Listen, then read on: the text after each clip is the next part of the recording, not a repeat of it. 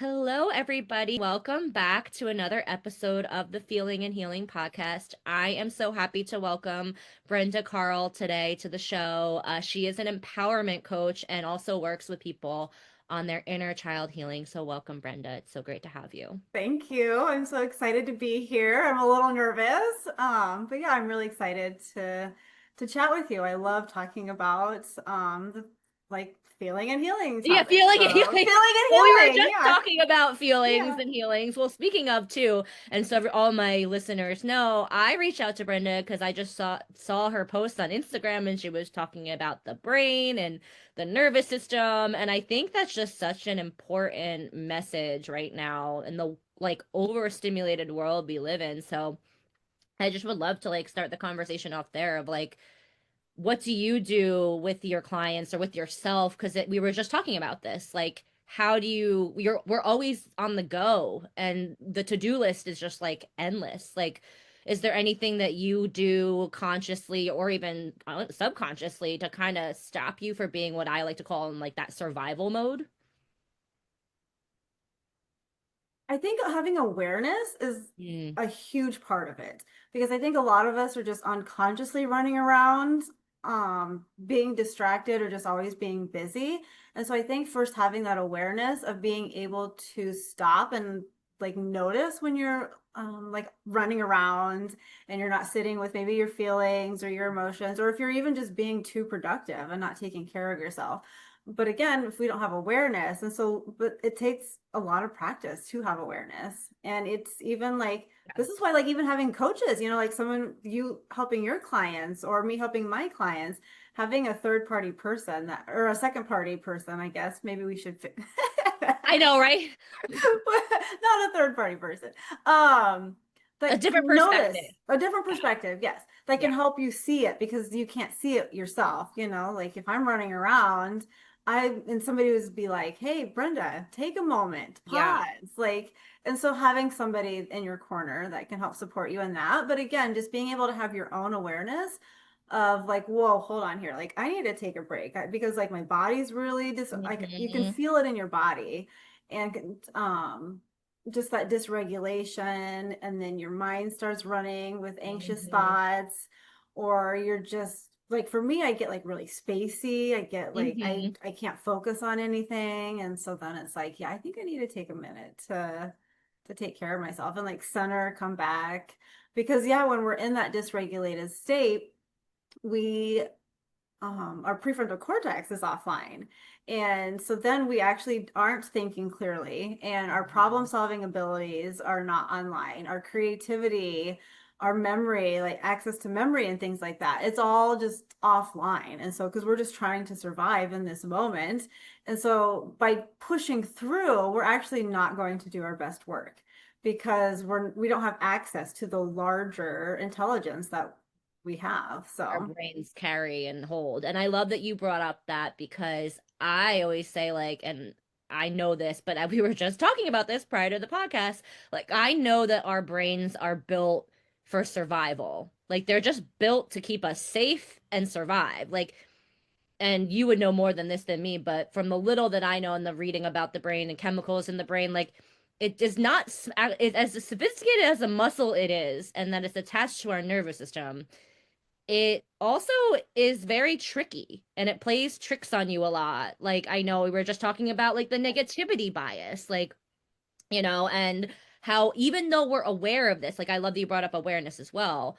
Even though we're both aware that like my mind is, if I have two situations, is gonna probably pick the negative one first because of the negativity bias, that still has an impact on me as a human being, even though I logically know that, like, yes, right. your brain's gonna go there. That's why I think it's so important, empowering, using mind, meditation, mindset tools to really learn how your brain works. Because I feel like people don't really understand the power that it can have on your life if you know these little nuances about your brain.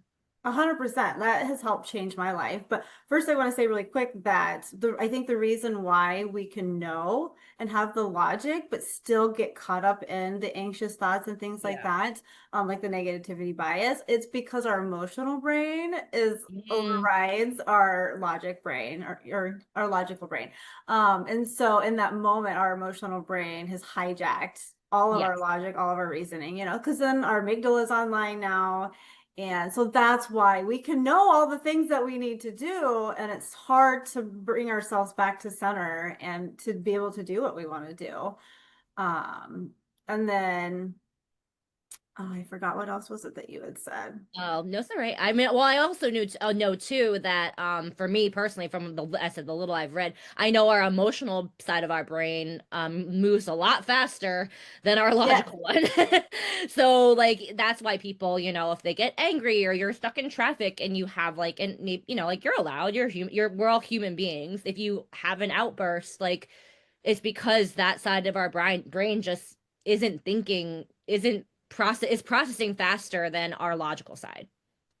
yeah, because our logical side, I think, is where like kind of our conscious mind is. And then Hmm. I think like all of our emotions, it's all inside of our subconscious, right? All and that's processing a whole lot more information than we're even aware of.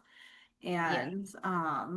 And so yeah, something happens and you get triggered, and then you're right back in that moment where like the original wound happened, and the stronger the emotional, like the pain behind it, the bigger your reaction is going to be in the moment. So then your reaction is even like on a larger scale. So then your brain is really like offline, all your logic and your reasoning, and then you're saying and doing things that you're Yep. who is this person saying and doing these things? And then later you regret them. And then you go through that, unfortunately, that as you said, that like I hate to say this. I know like there's like no bad emotions. I'm supposed to say that as a potential therapist, but there are I think shame and guilt are like super bad, regret are Yeah, like really, really bad emotions. And I do that. Like they call like the sports term of like Monday morning quarterbacking. Like I'll sit sometimes and like I'll act a certain way, but then I'll be like, and honestly, I'm probably the only one that notices it. And I'll be like beating myself up over saying something or maybe being short with somebody and I'm like, Danielle, like, why are you doing this to yourself? Like, I'm literally like self-sabotaging myself, which I've had to work on.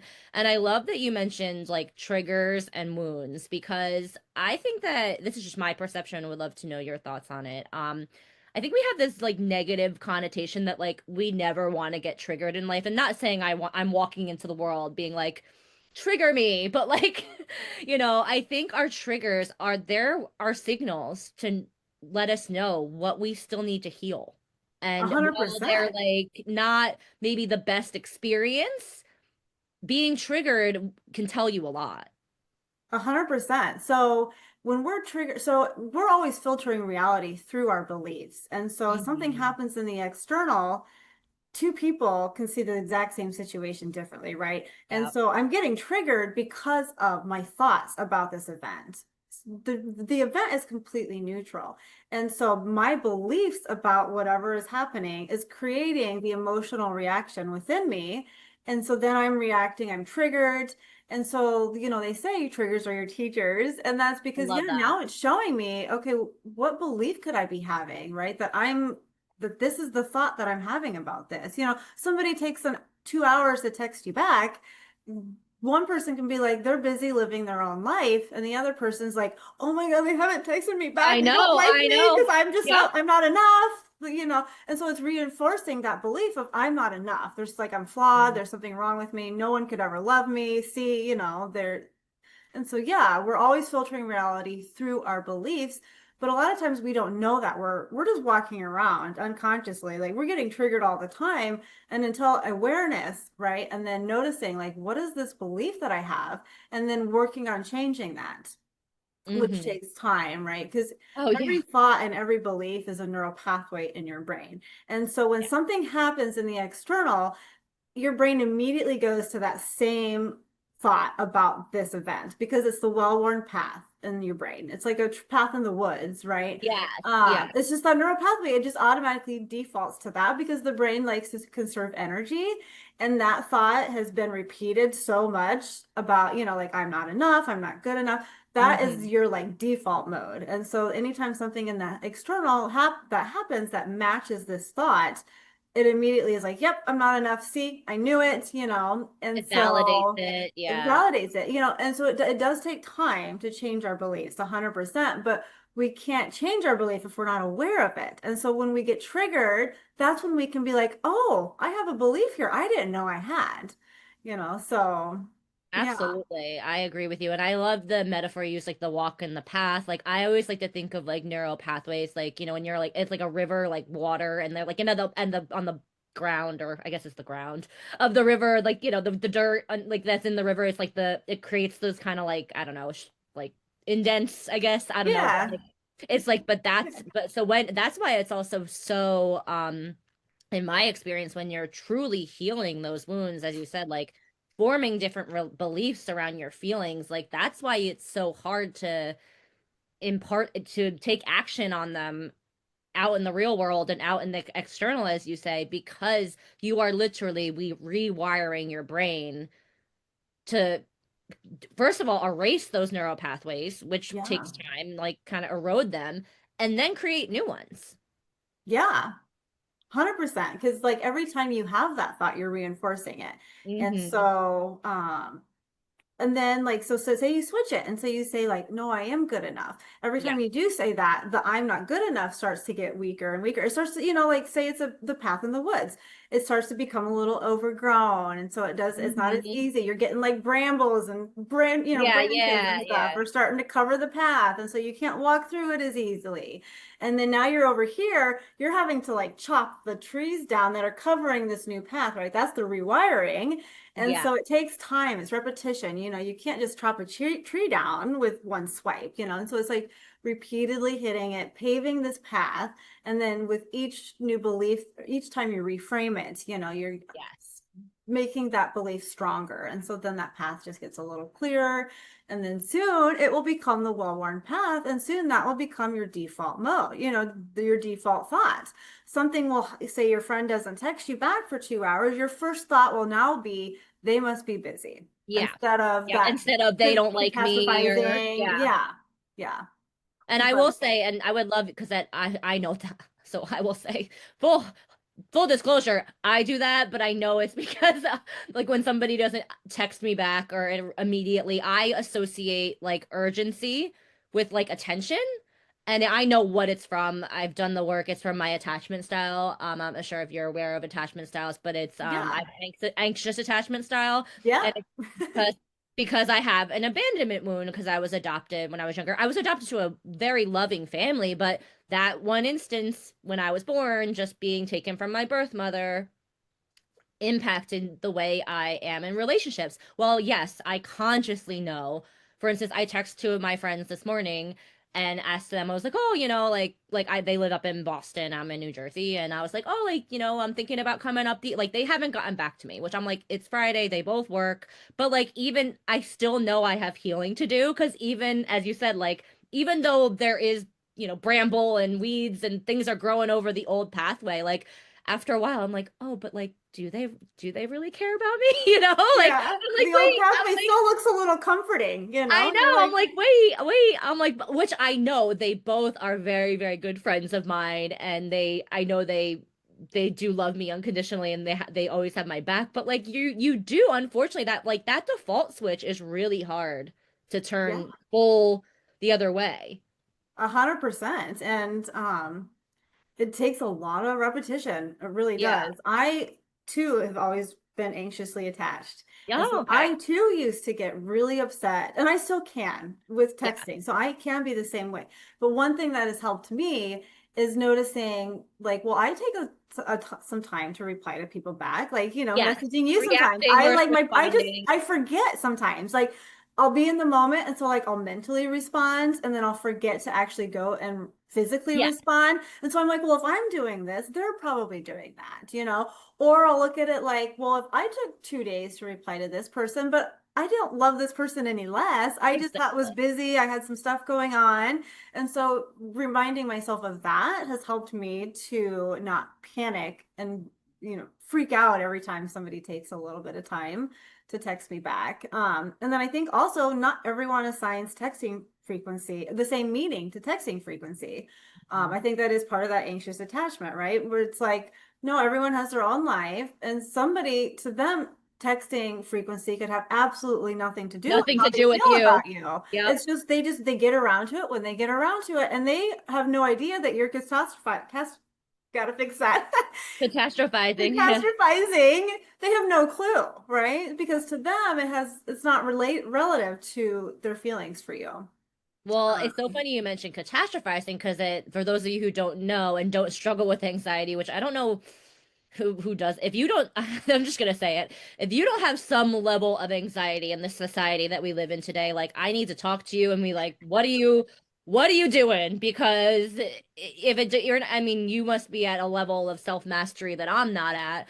But catastrophizing, for those who don't know, is like when you take maybe like a small minuscule event and you make it a lot more dramatic in your mind, not and not impacting the other person, in my opinion, but almost to the point of like, as we're talking about, like not responding to a text message and thinking like, oh my God, this person doesn't love me, like going to an extreme, which is, I've had to work on that, struggling with anxiety, because I know, like, obviously having anxiety, my amygdala is probably a little bit bigger than somebody else's who doesn't struggle with anxiety. So that's why it takes me even more work to yeah. retrain my brain, and I've gotten a lot better at not catastrophizing. But for those of you who are around people who struggle with, unfortunately, anxiety, which a lot of the population does, I hope that people can understand that, like, that's unfortunately just the way they're, like, that's where they go. Like, it's just how they're built. And Mhm. you made a great point too about, like that, like sometimes you're like, you respond in your head, but then, and I always like to say too, and this is something that I've been working on as a human being, because as we were saying, our emotional brain moves faster than our logical one. Like, I always say there's such a big difference between a reaction and a response. And I try my best, which I fail sometimes because I'm human, to always respond instead of react. Yes. Um, because, and taking that time to process in between for both your sides of your brain to match up takes time, It does. like, Yeah. like it's just gonna, that's the human experience. It's just gonna take time for each side to catch up to one another. 100%. But that's where the work is, right? And that's where you can actually see how much you've grown. So now instead of sending these like, oh my God, like, are we okay? Are you mad Yep, at yep, me? Instead of sending those texts, you're like, okay, I'm just gonna wait and see, and sure enough, they always do. They always text you back. Or if they don't, then you're like, well, that's not somebody that I would want, exactly. and I'm talking like maybe like dating or something, like Yeah, yeah, they yeah. like ghost you or something, and then you're just like, well, that hurts, that sucks, yeah, but also like I wouldn't want to be with somebody who can't communicate that they're just not interested in me, but in that moment, yes, we're triggered, and so a lot of times, yeah, you want to send those anxious text messages, but when you're able to just step back and be like, I'm just gonna take care of myself and make sure I can be as loving to myself as possible, then you create that space to respond instead of react. And a lot of times, so we have the negativity bias, but we also have the confirmation bias. And so we are assigning the meanings to everything in the external that matches what we believe about ourselves. And so we're always filtering the situations to match what we believe about ourselves, if that makes sense. Oh So yeah, no, it yeah, does. so if somebody doesn't text me back, I have this belief that I'm just not lovable, And so, yep, see, it confirms it. But then if I have the belief that like I'm good either way, then I'm not going to be as upset about them texting me because I'm fine. I know my worth. I know that Mhm. my worth doesn't depend on whether or not they text me back. And so just yeah, just knowing and being able to see what your beliefs are and see what because whenever you are getting triggered by something, you're just like, yeah, see, this belief is true for us. And then it's like, but who says that belief is true for you? Because all of You your do. beliefs have all Yeah. just been taught to you. You know, I'm very big on, I work with my clients on inner child healing Hmm. because all of your beliefs that you have about yourself were never yours to begin with. You weren't born thinking, I'm not enough, I'm not worthy, I have to work hard for love. None of that. You weren't a tiny little baby I know. born with a brain full of all of these thoughts. So they were all taught to you, Yeah. and so you can then change them. So you're Yeah. not stuck with them Yeah, like 100%. to bring that point up, we are, unfortunately or fortunately, if we're conditioned at a very young Yeah. age to think a certain way, to be a certain way. And I'm sure as both as women, I've had conversations with this with other women, especially women. I'm not saying knocking them because men have their own, oh God, I got a whole podcast of what's going on right now. I actually, I hold a lot of compassion towards males right now. But like but honestly, think even that gender roles are something that I think right now we're experiencing a shift, a big shift. And I think everybody really doesn't know what to do. When we were just talking prior to this podcast about like, for instance, like dating, like back in the day, it was like chivalry and the man kind of taking the lead was no, like, maybe the I want to say normal because I hate using that term because there really is no normal, but it was the trend or the I guess the general The population doing it, the expectations, maybe. expectation, yeah, exactly.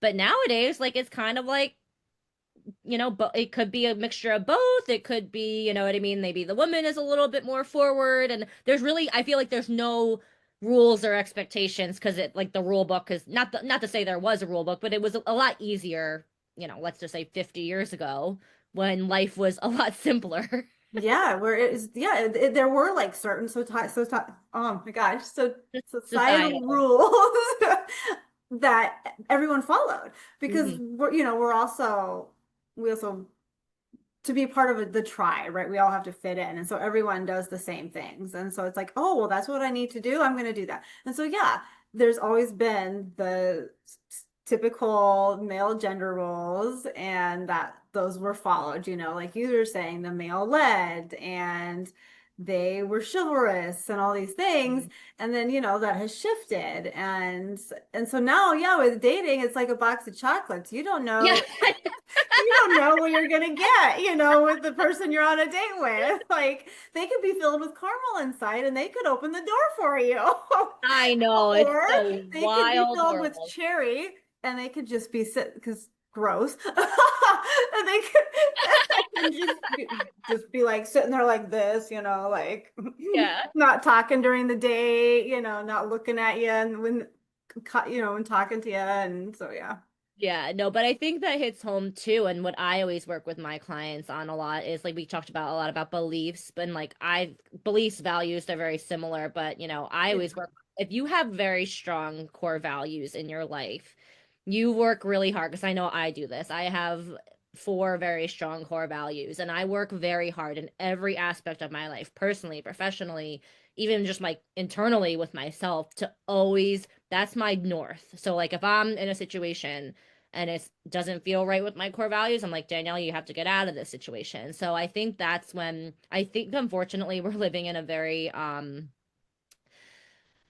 I hate to use this word, but shallow society where like people kind of have gotten a little lost. And that's why I think we have those moments with not just in dating, but just in general with human beings where like people aren't their behaviors aren't aligning with their what they seem like they're doing or their affect, and then vice versa. Like that's why you said it's like a mixed bag. I feel like because honestly you don't know what you don't know, Right. And I which think is what unfortunate. tends to happen is the pendulum swing, right? And Hmm. so typically wherever we're at in life, we're usually like most of us, majority are on one extreme opposite, right?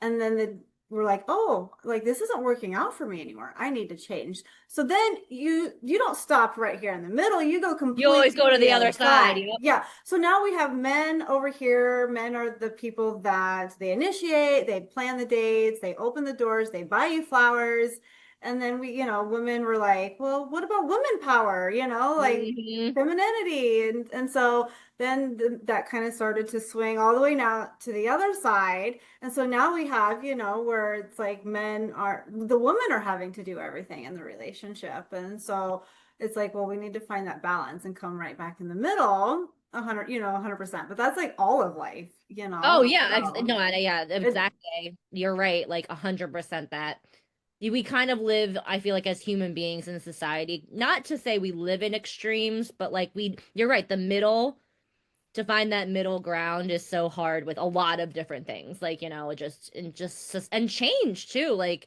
as you said, like when you're changing, like I know from my healing and my transformation, like that middle part didn't feel really good. Like that middle part when I was really going through like a big change and I was processing it and going through it, like it was really uncomfortable. That's just my experience. It was painful. Like my inner world was changing, so my external world was changing at the same time, and it was like very weird because I was like, this is strange. But now that I'm kind of like through, like that was one, like I assume and I hope I will continue to evolve and change. So, but that was like I had a big like kind of growth moment in my life, and like it was that middle part was a little rocky, I'm not gonna lie. yeah, it can be for sure. I know for me, like when I first started my healing journey, my one side of the pendulum was, I mean, my life was chaos, and maybe we can talk about that in a little bit, but like how our beliefs affect our behaviors. And so my Mhm. behaviors were just like, it was, I mean, I was like a walking red flag. I mean, I was like a whole ship full of red flags, Oh my God. like my life was just chaos, right? And so then as I worked on myself, like I went completely to the other side, super rigid, like white knuckling it. Think of like Mm. an alcoholic recovering, they're like white knuckling it. Like I was super rigid, super disciplined, super structured, was not allowing myself to have fun and enjoy life. And Mhm. so then it's like, well, okay, I need to find that middle ground where like I'm not over here always having fun, not paying my bills, getting drunk every night, Yeah, yeah, yeah, yeah, yeah. going over here to where it's like I'm eating only healthy stuff. I'm like being super rigid and strict, going to bed super early and not having any fun. And so it's like, yeah, I just that for me it was just like I got to find that middle ground where I can eat the cake and also eat healthy. Yeah. So, Well, yeah, as you said, yeah, we can talk about like the beliefs and behaviors because as you said, like as we keep saying, like that was your at the time your beliefs were changing. So and like, you yeah. went from one like I need to have all this fun to like nope, like can't have fun anymore. You know what I mean? Like no more fun, but it's like you have to shit like when you're changing your beliefs and when you're or defining a core value or something, I think it's super important to notice that like the why, kind of like look inward and be like, well, like why am I being so rigid right now, like why am I being so hard on myself, like as you said, like the whole point of life in my opinion is to like ever evolve and also just grow as a human being but also to enjoy it. And I think Yeah. you know, being kind to ourselves, practicing self-compassion, giving ourselves grace as human beings. Like I think we're also, maybe it's just me, but I know I am at least. And I think from talking to you, I can see I'm just super hard on myself. I know this, like logically, know Yeah. this about myself, but I'm still working on changing that belief in me about myself because I still find I hit a wall sometimes and I have to check myself and bring that awareness in as you were talking about in the beginning of the talk, like be like no, like check myself and be like, all right, you're being a little hard on yourself right now, Danielle, like Yeah. like give yourself some grace, and it's an ongoing practice. It never stops for me, really. And I don't think it ever will. I mean, I No. think we'll be 90 and we'll still be being I hard know, on we'll be like, ourselves. we'll be wrinkly and yeah. Yeah. Yeah. Um, I had a thought. Go for it. No, it's okay. No, I feel bad that did I interrupt you. I feel bad that if I interrupted you, but no, No, no, you did we were not. talking No. about what growth and change and beliefs and what else? I'm trying to think. what else we were talking about. If you look, I know this is everybody. This is how our brains work, right? I don't know, Yeah. like I don't Ooh, I shiny think that I toy. know it's like sometimes I'll be like I would love to be like in my brain. Sometimes I'm like I wish I like because I don't know what it does or like I mean I'm not as like well versed as you in like the brain, but like I'm like it is such a sophisticated muscle, but also too like not like Right. it's like We're it's simple so beings. Like yeah, go yeah. ahead. Sorry. No, you go. Yeah, go. You go.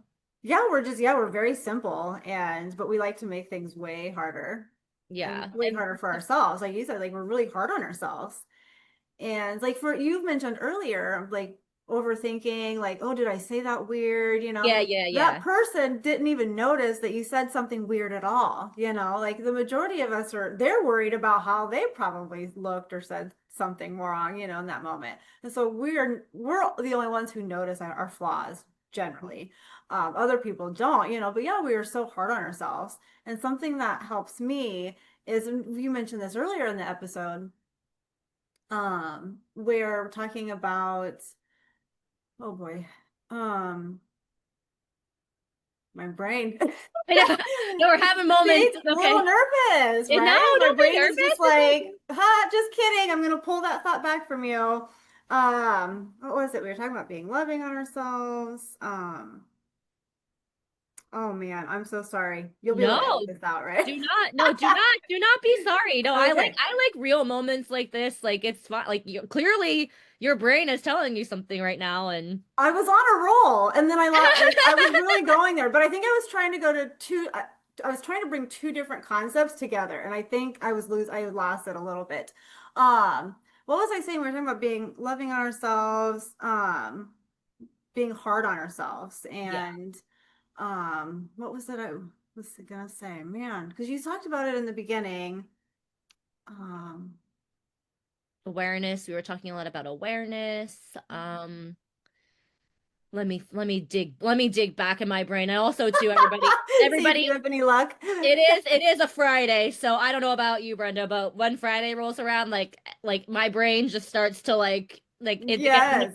it gets into Friday mode, and it's like, all right, like it gets a little tired at the end of the It's week. ready for So the weekend. It's I ready for know, the right? It's fun, right? You got exactly the it's ready middle. to shut off this, but I don't know. Well, let's see. I'm trying to think. We were talking about awareness, loving ourselves, Well, I self-love. guess I can and we'll see if it just comes back around naturally. The other thing I was going to talk about with loving ourselves is, for me, connecting to my inner child. So Mm, connecting to little Brenda. And I have a picture of myself on my lock screen on my phone. And so I see her cute little adorable face all day long. And so I yeah, I love used to hate myself. I was full of so much shame and guilt, and um, we were talking about how knowing the reasons right behind that. like our behaviors helps us to have compassion for our behaviors. And so learning like, oh, well, that's why I was that way, and then having compassion, but then like looking at, well, I'll just show you, look at how cute she is. Oh, no, I Like, just love this. Moment. look, can you see her? Oh, that's little Look Brenda. at how adorable she is.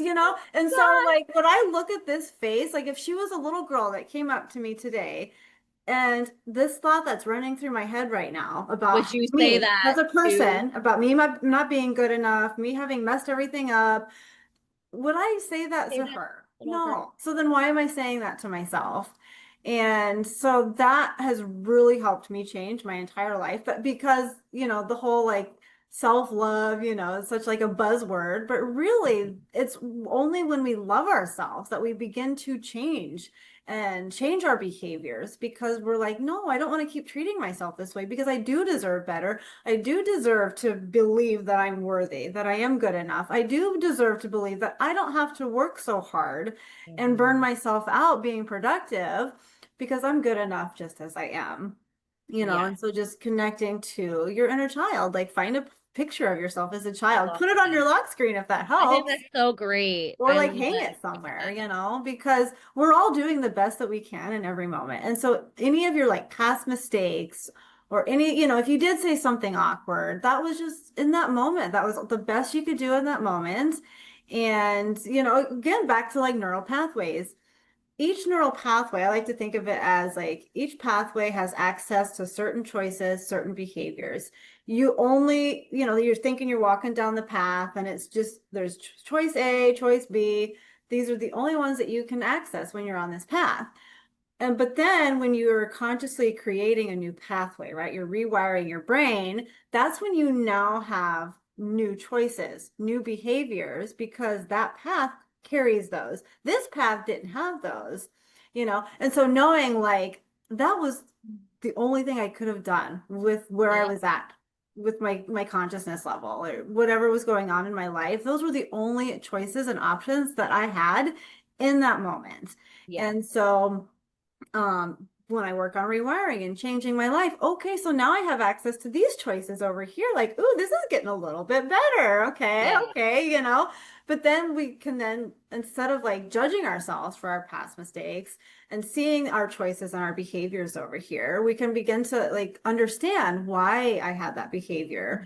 And a lot of it has to do with we're in survival mode. And so we Yeah. don't have access to our logic and our reasoning and our planning. That's all out the window. And so you were just trying to survive in that moment. And so your body, your nervous system was just trying to keep you alive, like with addictions and things like that. Like, because I've struggled with alcoholism. And so, like that was a huge part of my life and my journey of of healing. And so knowing that my body, my nervous system was just trying to keep me alive. So then I don't shame myself for it. So then that allows me to love myself. And it's only when we love ourselves that our amygdala will calm down. And when we love ourselves, we'll release the oxytocin ourselves, the serotonin. So, like, we don't need somebody in the external to release those chemicals in our brain. We can What do we it need to do ourselves ourselves. when we love ourselves. And when those chemicals are released, we feel safe and our amygdala comes down, our parasympathetic nervous system comes back online. So we're now regulated. So now we have access to those better choices, those better behaviors. But when we're shaming ourselves and telling ourselves we could do better, we need to be doing more, we're actually shifting our into that survival mode where our This nervous systems are super, becoming dysregulated. that is super interesting because that is like, I love that you said that because I'm thinking in my brain, like, yes, I wholeheartedly agree with you that, and I never really thought about shame as an emotion and then it triggering your, but you're right, it does It trigger does. the nervous system to be in survival mode. And and I even will go back because being putting on my family therapy hat, and I know this, the first person or the first people that put kind of teach you shame in your life, unfortunately, are normally your parents. Yeah. Maybe disciplining you when you're younger. And it's not by a fault of any means. It's just Because that's what they were you're a taught, right? kid. That's Yeah, why it's yeah. generational trauma. It just gets passed Yeah, and down. it's amazing how like that little nuance, and I feel that for a lot of people, even if you, and not saying, parenting's hard, you don't get a playbook with your kid, like, but unfortunately, if you're school, even just something being scolded for, I don't know, running out, you shouldn't be running out in the street if there's a cars coming, yes, like, like, but that scolding or that action could inflict so much shame. And talking about our inner child wounds are our core wounds, unfortunately. And that's Yes. why I think shame and guilt hit so hard as adults, because it's really programmed in us very early on, like those negative emotions that are really really conditioned in us very early on in life, unfortunately. Yeah, and even just the belief that we have to be productive, we have to have Hmm. high success and achieve. And that just comes down to that's like that it's all a survival mechanism. I mean, ultimately everything we are doing we're trying to survive. And Yeah. so by even us doing this podcast, right? Like we're trying to be of value to the tribe because Right. if our values increased, then we move up the social ladder, the hierarchy, we now have access to better food choices, mates, things like that, because our brains haven't evolved enough yet to understand that we're not living in the caves Hey anymore. man, yeah, yeah, yeah. We have access to a lot of mates, which can be good or not good. You get on the dating app and you're like, holy cow, there's a lot here. I know, right? It's a little Our brains overwhelming. haven't. No, but it's so funny you mentioned that, and I'll guess we'll wrap up here because I could talk. You definitely have to come back on for another episode because I could talk to you all day. But going back to kind of like our brains, I always say this: we were not built, our bodies and our brains, unfortunately, were not built with like how fast we are moving. The environment and society like that we live in right now, like this big social experiment of like human beings being so because we're so overstimulated. And that's why I Mhm. think, unfortunately people are suffering from chronic anxiety, being in survival mode. Just we can't like nobody's slowing down, and it's not our faults because it's our society that's as you said, we're trying to stay in survival, but when do we get to a point of like enough is enough? Like our, your brain, Yeah. our brains physically are at the point like as much as I love these phones, people are probably listening to it on their phones. Like these things, oof, what they've done to our society and our brains. I would Yeah. love to see a brain, for a kid that like, we're like an older generation, but like kids that are growing up with screens now, like I would love to see their brain scans versus ours, Right. years from now.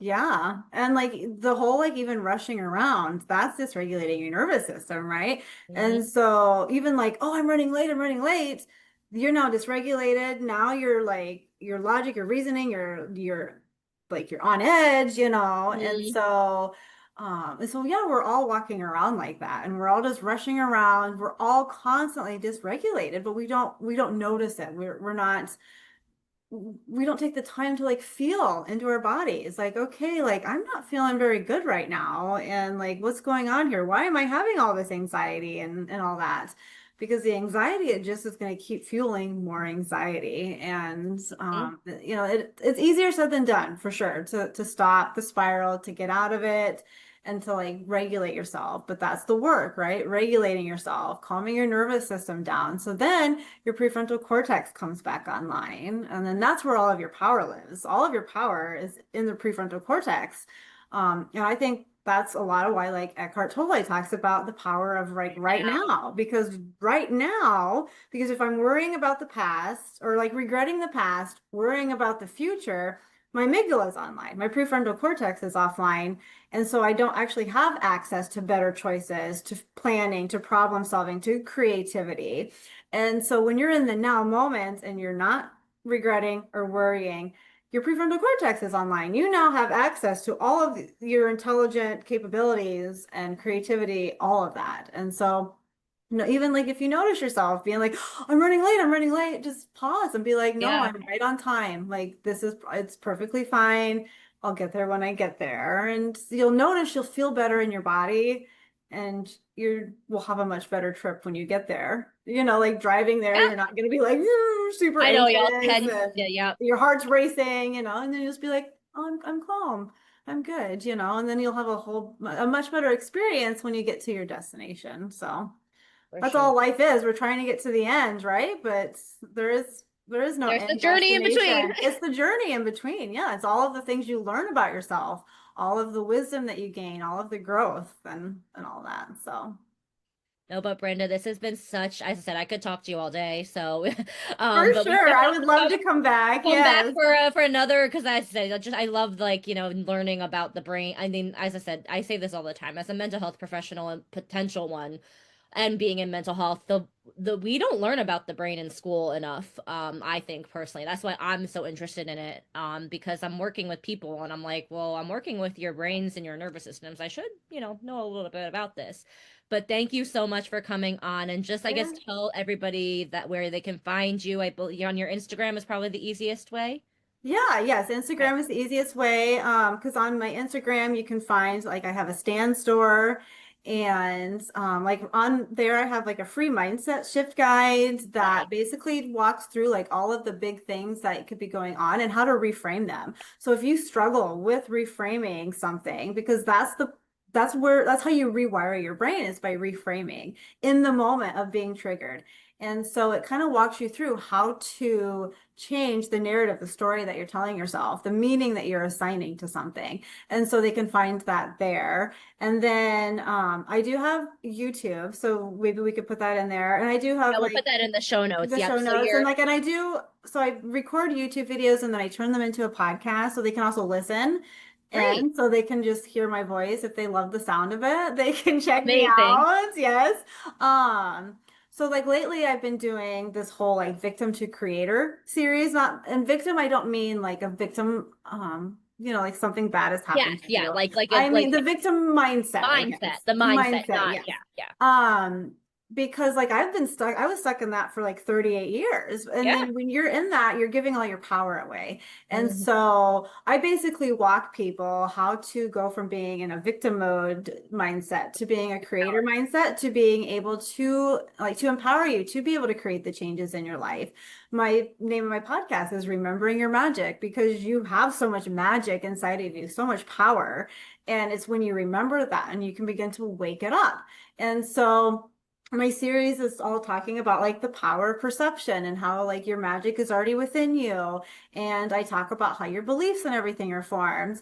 But I know that a lot of us are visual learners. And so I actually have taken all of these like large concepts that I talk about and I put them all into a very like beautiful visual presentation. It's just like a PDF. Right. And it will basically walk you through how to change your entire life. And I'm really proud of it. And Amazing. so for your listeners, I will be giving that to them for free. I know. We'll put it in Um, the show notes. Brenda was so yes, kind to do that to provide. yes. So yes, Danielle will have that for you guys. But yeah, you can check me out.